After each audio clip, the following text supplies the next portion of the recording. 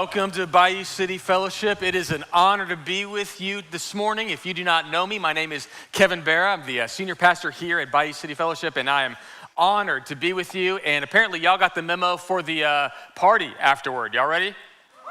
Man, it's going to be great. We've got egg hunts coming up. We've got all sorts of fun things happening. And so if you have a Bible, though, we're going to be in Matthew chapter 21. We're going to take a step away from our series in Corinthians this week and look at the triumphal entry of Jesus. And so Matthew chapter 21 is where we're going to be this morning. I'm going to read a little bit for us, pray, and then we will jump in.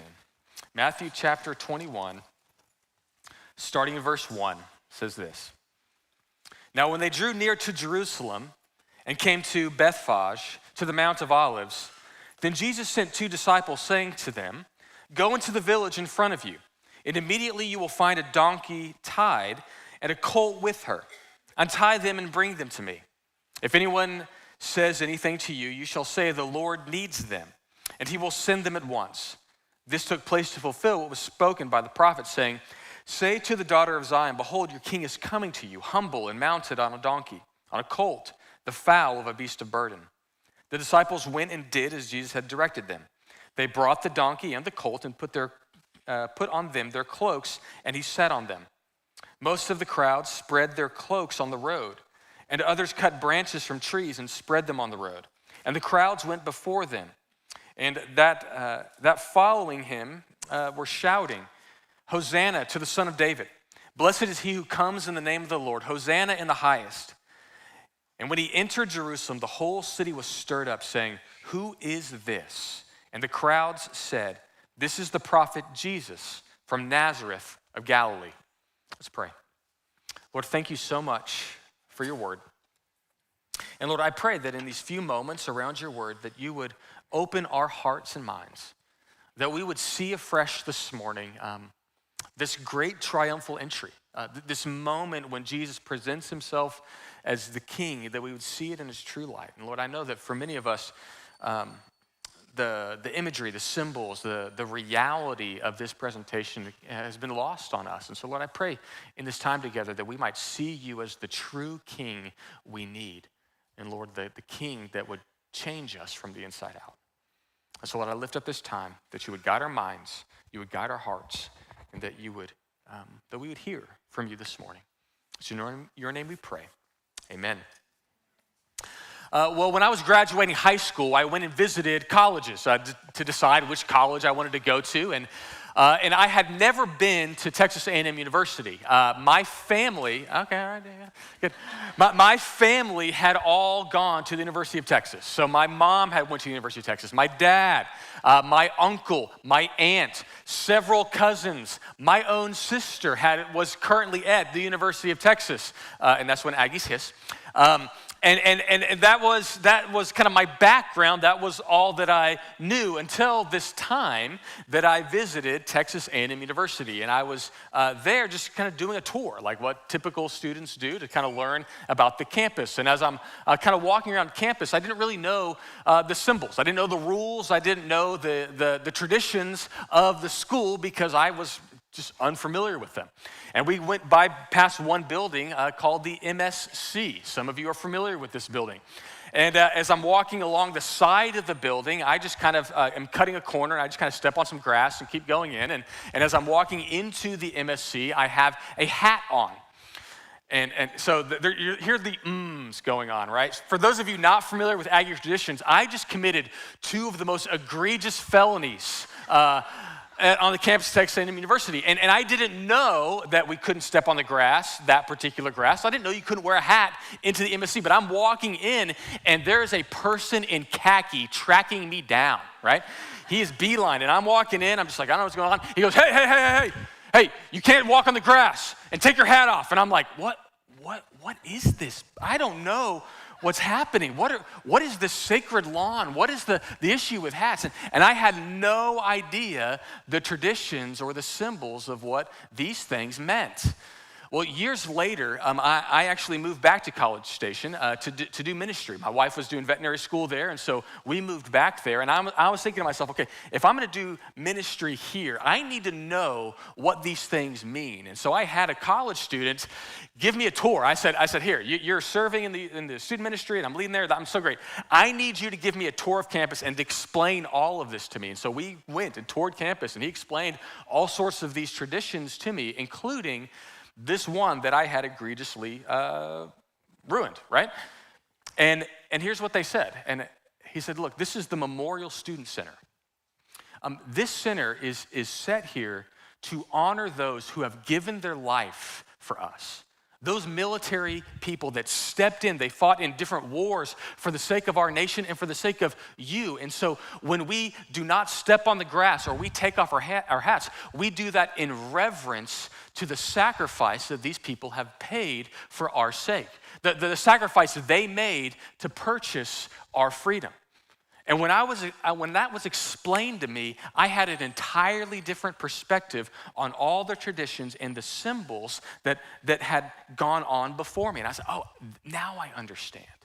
And the reason I say that is because when it comes to this moment in the life of Jesus, this triumphal entry, for many of us, the symbols are lost on us. Like we don't understand the significance of this moment in history because we're not familiar with the symbols that the Jewish nation would have been familiar with.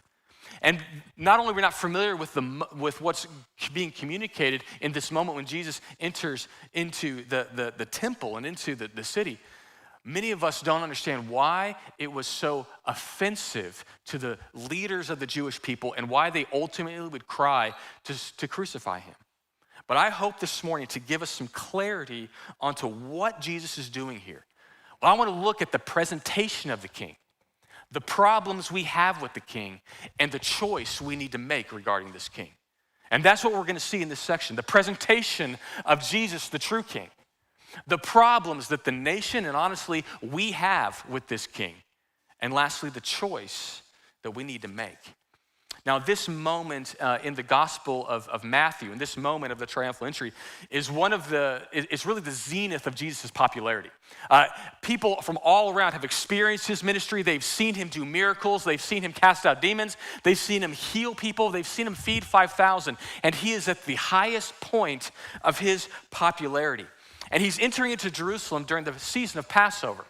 It was the most significant moment in the history of Israel, that moment when the nation was freed from bondage in Egypt, and they would remember year after year that God saved them out of their plight. And so the whole nation would come to Jerusalem at this time to offer sacrifices, to remember what God had done in their midst. Some estimates are as many as 2 million people from all over the region would come down to this area to celebrate this moment. And it's in this moment that Jesus starts communicating through the symbols that he is presenting himself as the king that they longed for. And he does it by, first of all, fulfilling promises. See, it was predicted that when the Messiah comes, the long-awaited one, when he comes to Jerusalem to present himself as king, he would come in this way. Read in verse 1, it says this. Now, when they drew near to Jerusalem and came to Bethphage, the Mount of Olives, Jesus sent his 2 disciples forward. He comes to the Mount of Olives. That's a region that's to the east of the city of Jerusalem, and it was high upon a hill. It says this, the Mount of Olives is a mountain range that is made up of 3 peaks located on the eastern border of the city of Jerusalem. The highest peak is 2,684 feet and offers a scenic view of Old Jerusalem. The eastern side of the slope is the beginning of the Judean desert. And so as Jesus is going to be starting to come down this mountain slope, you can see from the city of Jerusalem up on the hill all the travelers coming down this hillside. And so this would have struck all of the people in Jerusalem. They would have seen Jesus and this parade of people coming down this area. Well, what's the significance of the Mount of Olives and the eastern side of the city? Well, in Ezekiel chapter 11, Ezekiel has this vision, and the best way I would describe the book of Ezekiel is just weird. Like it's lots of weirdness. Go read. You got eyes and wheels, and it's interesting. But there's this picture in Ezekiel 11 where you see the cherub, you see the angels, and it says that the glory of God is over the temple, and it rises up and leaves the city and goes over to the east. And it sits there on top of the mountain, waiting over there, symbolizing to the nation that the glory of God has left the nation, and ultimately there will be judgment that comes upon the nation.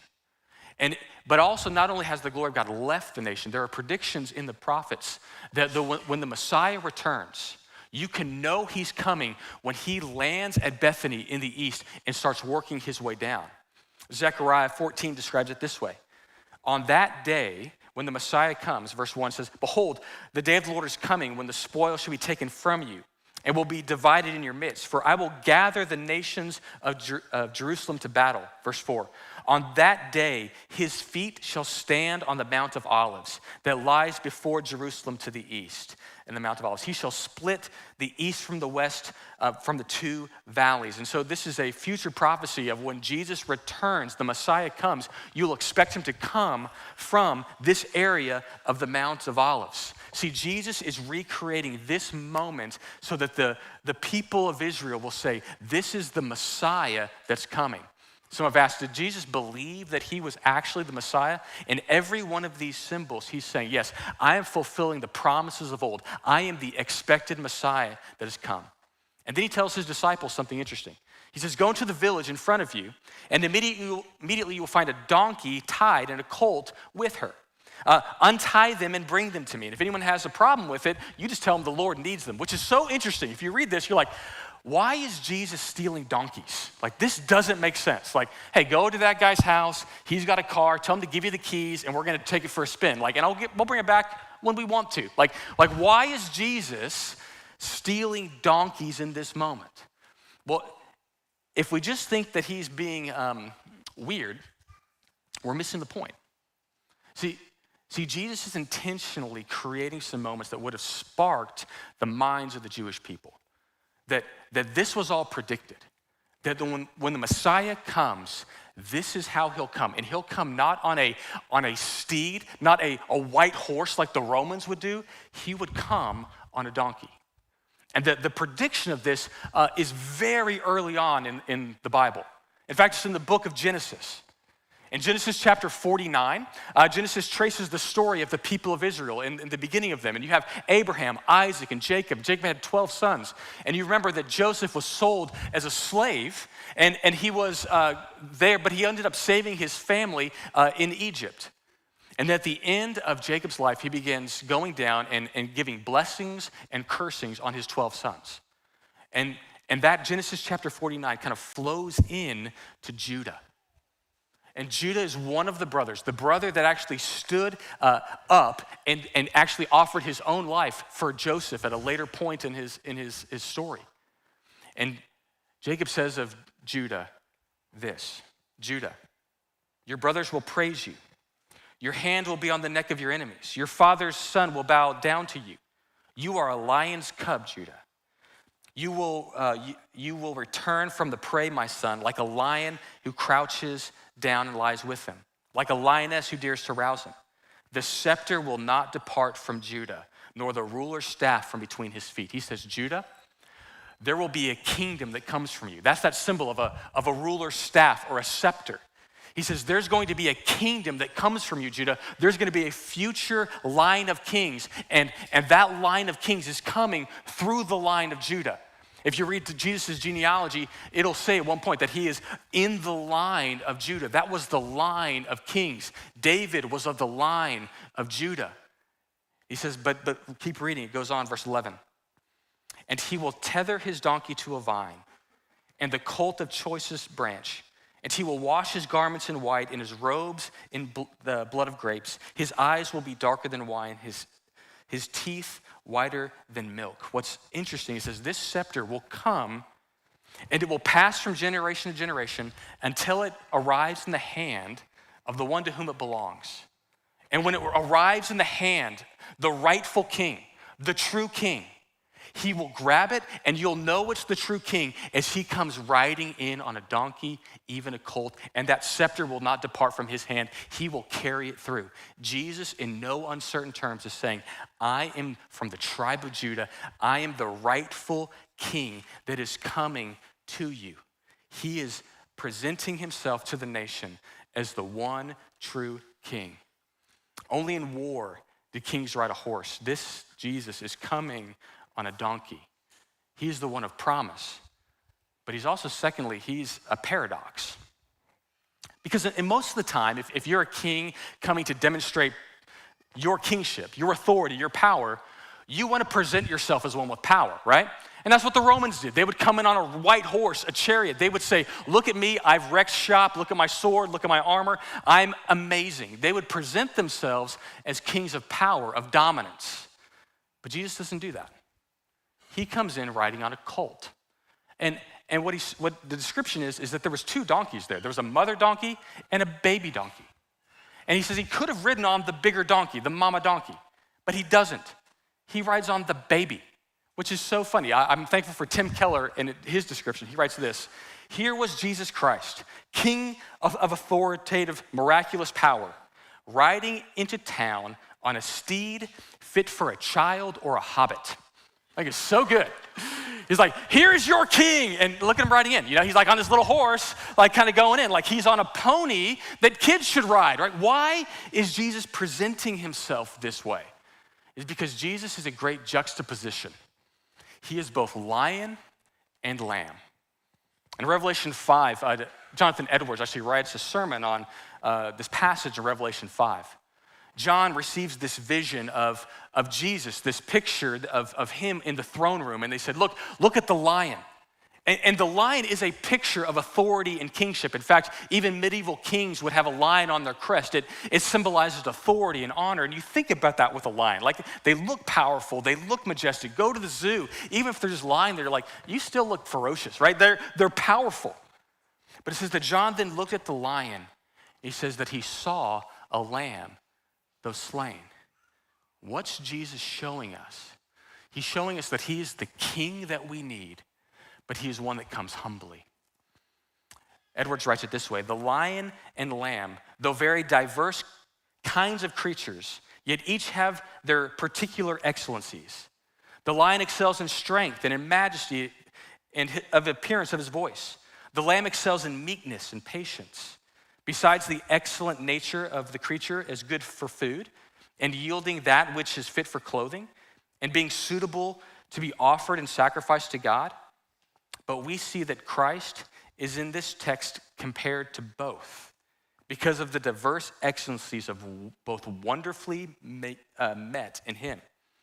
In Jesus, we see infinite highness and infinite condensation, infinite justice and infinite grace, infinite majesty and transcendent meekness, infinite worthiness of good and the greatest patience under suffering of evil.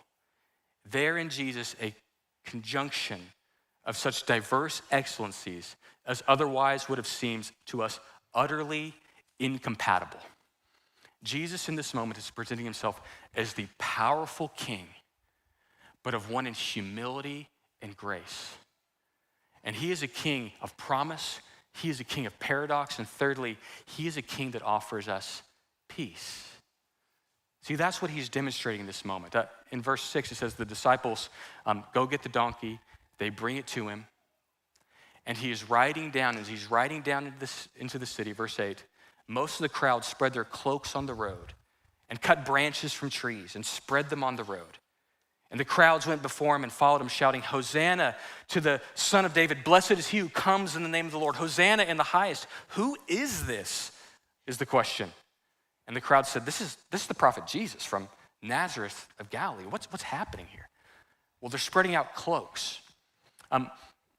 To welcome a dignitary, you would often, like we do, you'd roll out the red carpet. In this moment, they don't have a carpet to roll out, so they're taking out their best garments and laying it down so that your animal can just walk on the top of our garments. And it says that they're waving palm branches. They're cutting down parts of trees and waving. Like, what's up with the palm branches? Well, that's a symbol of nationalistic fervor. Like we're excited that we're waving palm branches. It'd be like for us, like waving the American flag, or in Texas, us waving a Texas flag. We're like, America's great, but Texas flag, right? Like it's nationalistic excitement. They're saying, this is the king that's coming. We are waving our flags of palm branches. And it says they're calling out, Hosanna, which originally was like a cry of like, God save us. Like, well, God, will you save us? It's from Psalm 148, saying, God, will you save us? But it changed in the nation to a plea, to a declaration. God will save us. And so as this is happening, they are shouting, they are celebrating, and Jesus comes on this lowly donkey saying, yes, I am the king that is being presented for you. See, this is Jesus' moment of really what we see in all sorts of movies is celebrating the return of the king. I mean, this is Aragorn in Lord of the Rings, right? When he comes back and he is the one true king that's been in hiding, and he is presenting himself. See, Jesus in this moment is doing what he didn't do previously in his ministry. Earlier on in his ministry, he was saying, hey, don't tell him I'm the king. Don't tell him who healed you. But in this moment, he's saying, no, unequivocally, I am the king that you need. And listen, this is the king that you want. The king that is powerful enough to defeat the darkness, yet humble enough to come help you. He's like Robin Hood. Now, I'm gonna pull us back to the 90s because Kevin Costner's Robin Hood is the best Robin Hood movies that could have been made, right? The one that came after that was kind of weird. And then the whole storyline is this. There's an evil sheriff of Nottingham that's kind of ruining everyone's lives. And then Robin Hood comes in and he starts jacking with all that he's doing. And the whole storyline, though, there's this other character in the back. As Robin Hood's doing his thing, messing with the sheriff of Nottingham, suddenly at the end of the movie, there's the great return of the king. When King Richard comes in, Sean Connery, riding on his horse, saying, I am now coming in to usher in the peace that you hoped for. See, this is what Jesus is saying. I'm offering you myself as the one true king. And as you think about Jesus, we like this picture of the king. The one that is powerful enough to defeat our enemies, yet humble enough to help us and to come near us. But what does Jesus do next? When he comes down riding into the city, the first place that he turns to go is to the temple. You see, Jesus presents himself as the king that we need, but secondly, he confronts us with the problems of our heart. And this is ultimately the problem that we have with Jesus. See, Jesus in this moment is gonna go right to the temple, and he's gonna see what's happening there, and he's going to challenge the nation in 3 areas. He's gonna confront them in their sin, he's gonna correct them for what they are doing, and he claims that he has the authority to do so. Read verse 12, it says this. Now, when Jesus entered the temple, and he drove out all who sold and bought in the temple, and he overturned tables and the money changers and the seats of those who sold pigeons. As you read this moment, you're like, okay, Jesus, you're on a donkey, the colt, the little guy, you're riding in, you hop off, and you go start throwing over tables. This seems like, I don't get it. Like you're kind of off the handle. Why? Why are you doing this? Well, I have a picture of the temple courts here, and here's likely where Jesus is coming in.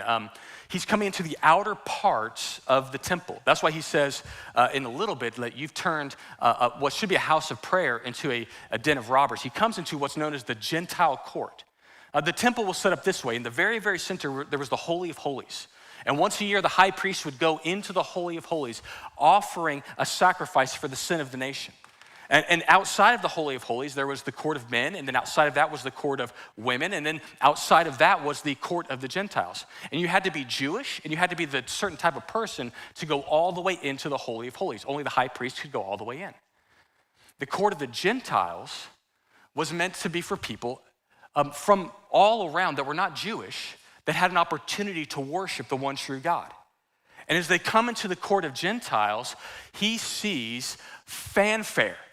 He sees craziness. He sees money changers. Well, what's that about? Well, you had to offer a temple tax to come in, and there was an exchange rate to do that.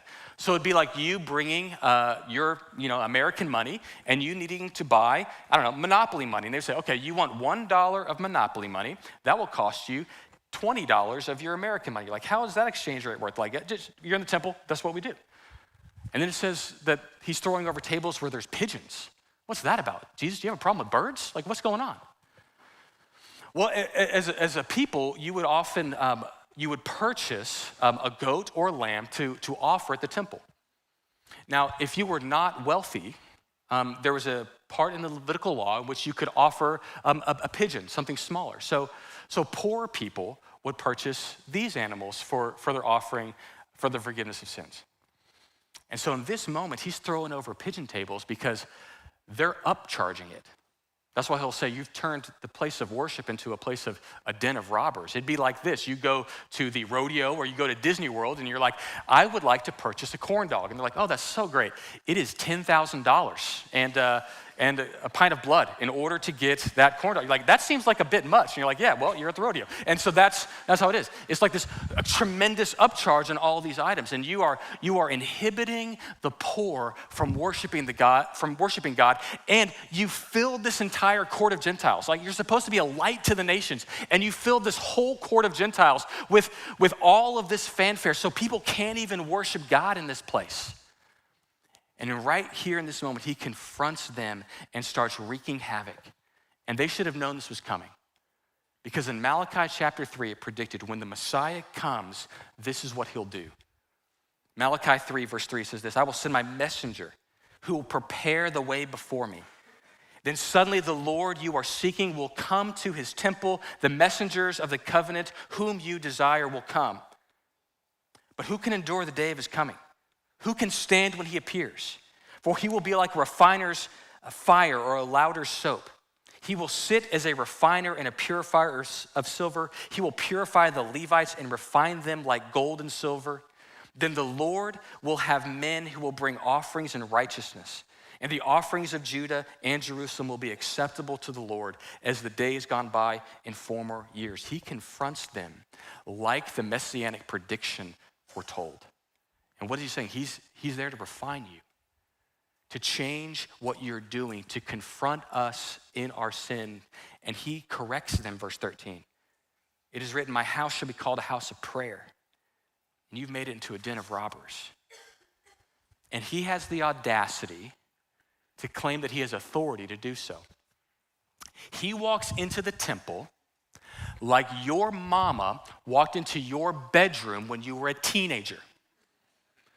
When your mama walked into your bedroom when you were a teenager, she saw chaos, right? Clothes everywhere, like piles of pizza from weeks past, video game controllers scattered, like it smells. I think there's rodents and roaches in this place.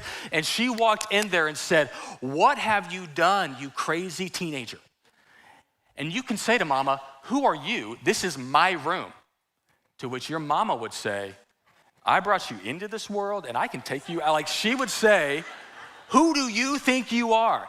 And you would say to her, mama, you're acting like you own this place. To which she would say, I do, I own you, I own this. This is all mine. Like I will burn all of this down. Like if you don't change. And Jesus walks into the temple, not as a visitor. He walks in like he owns it. He starts changing things like he has the authority to do so. And they begin challenging him. Hey, what makes you think you can do that? And to demonstrate that he has the authority to cleanse the house of God, he starts doing things that only God can do. Verse 14, and the blind and the lame came to him in the temple, and he healed them. But when the chief priests and scribes saw the wonderful things that he did and the children crying out in the temple, Hosanna, son of David, they were indignant. And they said to him, do you hear what they're saying? And he said, have you not read, out of the mouths of infants and nursing babies, you have prepared praise? And leaving them, he went out of the city to Bethany and lodged there. He comes in, and to demonstrate that he has the authority to cleanse this temple, he starts healing people.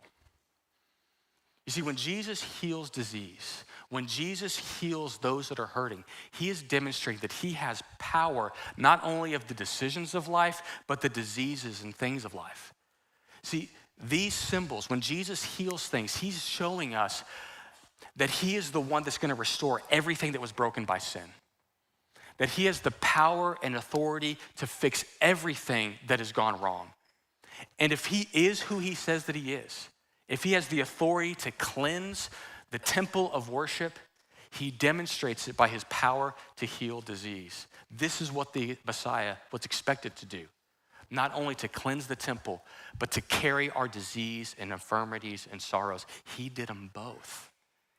You see, Jesus in this moment is saying unequivocally, I'm here to cleanse you. And when Jesus comes into our life, there's two things that he does. One is he presents himself as the king that we need. But he also starts jacking with you. He starts messing with your life and my life. Because in the temple of our life, we begin worshiping things other than God. We begin cluttering our life with things other than God. And when Jesus comes to your life and my life, he begins changing things from the inside out. And that makes us frustrated. C.S. Lewis describes it this way in his book, The Problem of Pain. What would really satisfy us would be a God who said of anything that we happen to like doing, what does it matter so long as they're content? We want, in fact, not so much a father in heaven as a grandfather in heaven, a senile benevolence who, as they say, like to see young people enjoying themselves, whose plan for the universe was simply that it might truly be said at the end of each day, a good time was had by all. You see, but Jesus doesn't present himself that way. He is more humble than we expect, but he's more authoritative than we might expect. He is the lion and the lamb. He is the king and the servant. He is worthy of all of our worship and all of our life. And because he loves us, he begins changing us. And he begins working on your life and on my life like a good physical therapist. I ran track in college, and there came a point when I got injured and my knee was hurting so bad that I couldn't run. And I did everything I could to try to solve it. I went and got MRIs. I went to talk to doctors, but nothing would fix it. I took all sorts of pills, like nothing would make the pain go away. And as I'm just like kind of trying to figure out, like, what do I do with this? I asked the doctors, like, okay, what are you gonna do now? And they're like, just rest. And I rested for like 3 months, and it didn't get any better. And so finally, I had a recommendation to go to this guy named Willem. Now, Willem, I affectionately call him an evil individual. Not because he was like a bad personally, but he was evil in what he did to me. He brought me into his kind of location, his place of work, and then he laid me on his that bed thing that they lay you on, and he begins kind of feeling around on my thigh, and he goes, I know what's causing your knee pain. He's like, over the years, all of this scar tissue and buildup is all there in your thigh, and it's causing pain on your knee because you can't move properly. You're not flexible enough, and it's all gummed up. I feel the knots as I go down your leg. He's like, I got to get those out. And I said, well, how long is that going to take? He's like, more than one visit. It's like, how bad is it going to hurt? It's going to hurt. It's going to hurt. It's like, okay.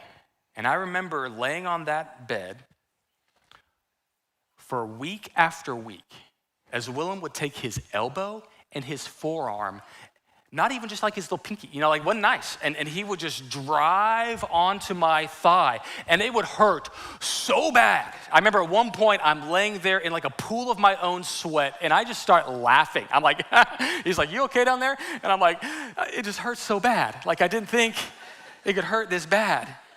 And he said, do you want me to stop? And I said, no, I want you to heal me.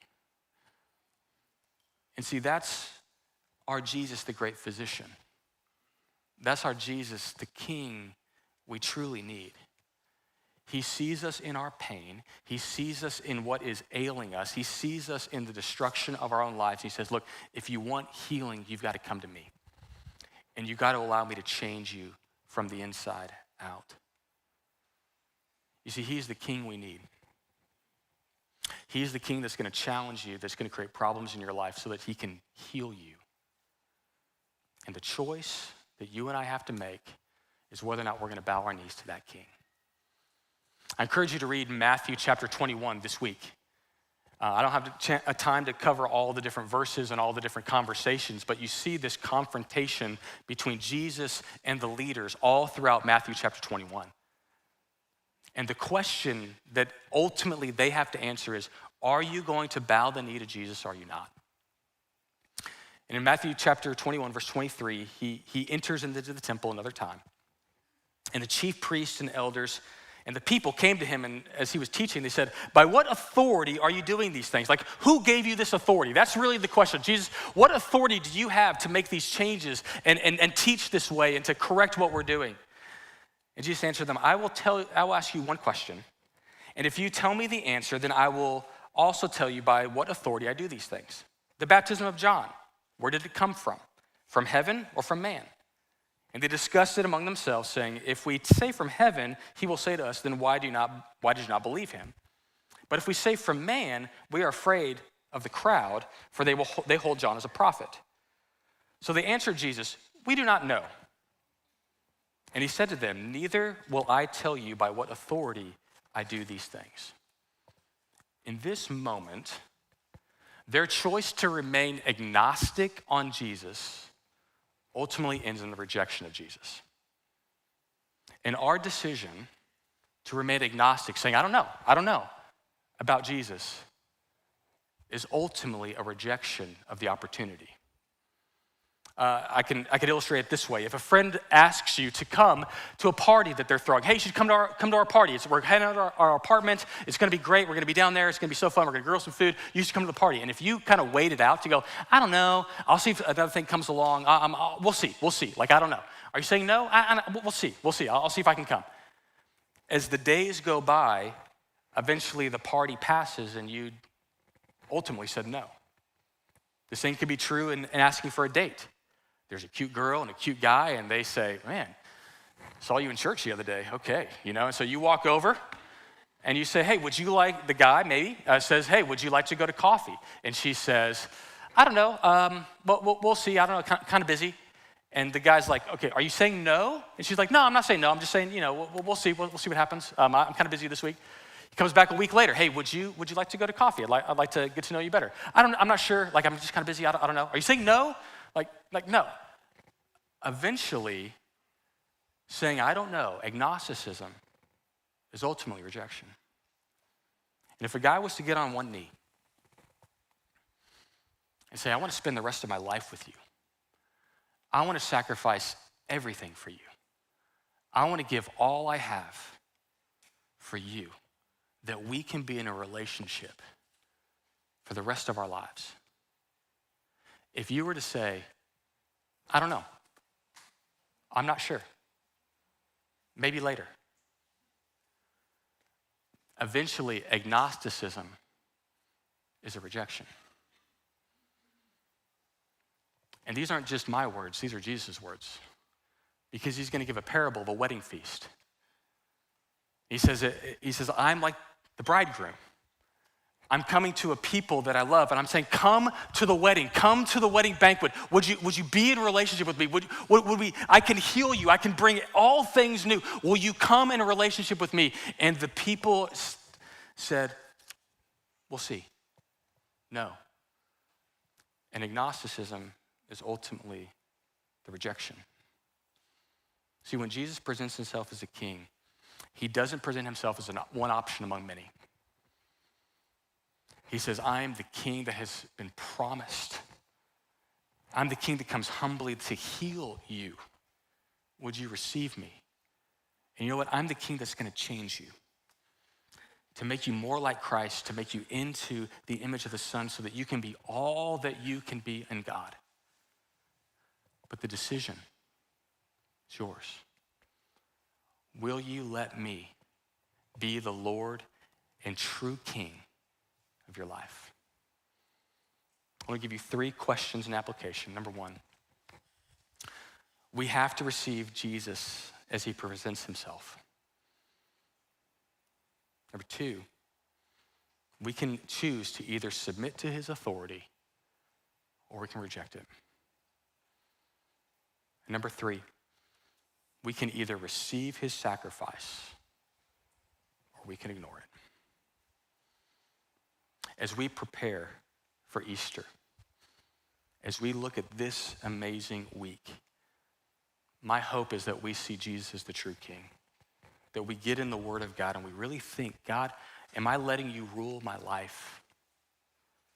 Am I in charge of my story, or am I letting you be? And would we bow our knees to the one true King? Let's pray. Lord, thank you so much for your word. Thank you so much for all that you have done for us. And Lord, thank you for presenting yourself so clearly in a moment of history. And so Lord, I pray for each person here that we would see you clearly as the true King. And Lord, that we would come to you on our knees, knowing that you'll save us, you forgive us, you'll restore us, and you'll heal us, because you are the Lamb who takes away the sins of the world. And so, Lord, I lift up each person to you, that we would take our next step to following you more deeply. Amen.